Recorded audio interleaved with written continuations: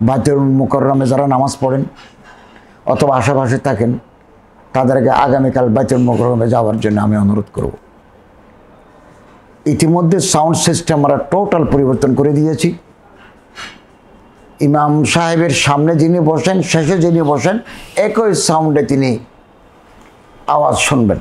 এবং আজকেই আমরা কার্পেট, তুরস্কের কার্পেট বিছিয়ে দিয়েছি একেবারে ইমাম সাহেবের জায়নামাজ থেকে মসজিদের নিচতলায় শেষ পর্যন্ত একেবারে চকচকে তকতকে উন্নত মানের কার্পেট দিয়েছি।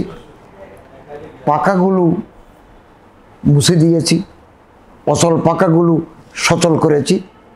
নিচে যে এয়ার কন্ডিশনার এসিগুলো ছিল এগুলো আমরা সার্ভিসিং করাই দিচ্ছি এবং জোতার বাক্সগুলো পরিবর্তন করে দিচ্ছি, র্যাকগুলো নতুন করে আনতেছি।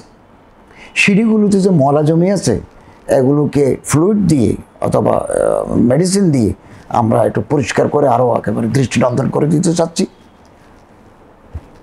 অজুখানা এবং বাথরুম মিলে প্রায় 45টার মতো, অর্ধেকের মতো নির্মাণ সম্পন্ন হয়েছে। বাকিগুলো ইঞ্জিনিয়ারের সাথে কথা বলেছি, 1 মাসের মধ্যে ঠিক হয়ে যাবে।